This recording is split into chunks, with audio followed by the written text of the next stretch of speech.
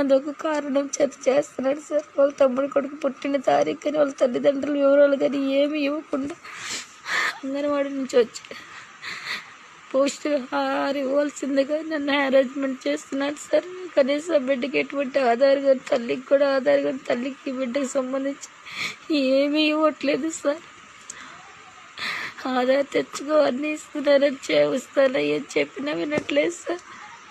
వాళ్ళ తమ్ముడు కొడుకు అన్నీ ఇవ్వాలని, ఒకవేళ ఏమి ఇవ్వకపోతే నేను తనతో పడుకోవాలని ఫోన్లు చేసి ఐ లవ్ యూ అని, నువ్వు అంటే నాకు ఇష్టం అని, నా మీటింగులకు వస్తానని, నేను చెప్పినట్టునే వినాలని చెప్పి నాకు ఇష్టాలు ఎక్కువ నేను చెప్పి నేను సత్తెనపల్లి ఉంటే నువ్వు సత్తెనపల్లి వచ్చి నాకు ఫోన్ చేయని నిన్ను తరచు ఫోన్ చేసి బెదిరిస్తున్నాడు సార్.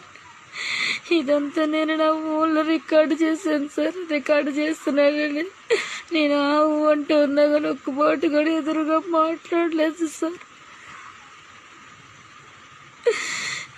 గ్రామ పెద్దలు కూడా సంప్రదించారు సార్. నేను ఎమ్మెల్యే గారి దృష్టికి కానీ విషయం తీసుకెళ్తే ఎమ్మెల్యే కన్నా గారు నా పట్ల సానుభూతితో దయతో వెంటనే సీఏ గారికి ఫోన్ చేసి పోలీస్ స్టేషన్లో కేసు పెట్టమని చెప్పారు సార్. సార్ వెంటనే స్పందించారు సార్ నా మాటకి.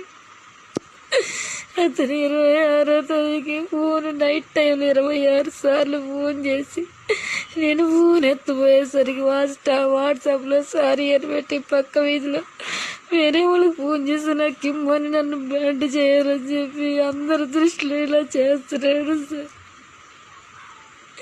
ఈ 16 సంవత్సరాల నుంచి నేనేనాడు ఒక్క మేము కూడా తీసుకోలేదు సార్. సార్ నాకు